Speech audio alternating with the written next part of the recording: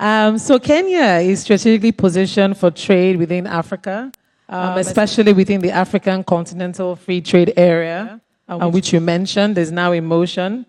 So what real opportunities and practical barriers do you see for Kenyan businesses and for businesses in Africa generally, particularly SMEs, in expanding export across the continent?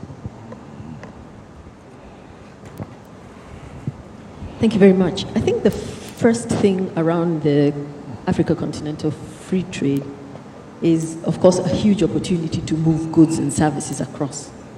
But I always tell SMEs the most important thing is first stabilize. You know, when I think when I shared my story, yes, I did go to the US when I was very young as a business. And all it did is it put a big strain on me. So first deepen your business before you begin to widen your business. And I think that's the first thing I need to say. Otherwise, when you start trying to run on very thin balance sheets, very thin cash flows, your business is going to collapse. So have a deeper business and then start understanding where you're going. So what I tend to find works the best is what is working for you in your own country. You know, your business model. If you're working through a distributor model or your, you know, whether it's a service, a partnership, whatever it is, then try and replicate that in another country.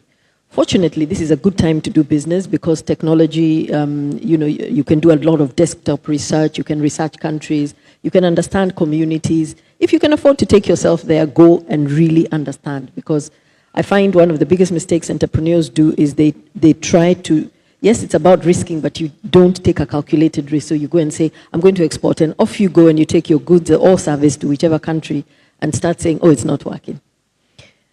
I talked about the Africa Continental Free Trade, yes, being an opportunity, but as much as the tariff barriers have been removed, the non-tariff barriers are what now we are really having, well, we're requesting governments and everybody to address.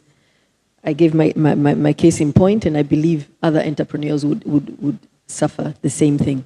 Opportunities, anything. Anything that you can move from your country to the neighboring country, you're getting a bigger market.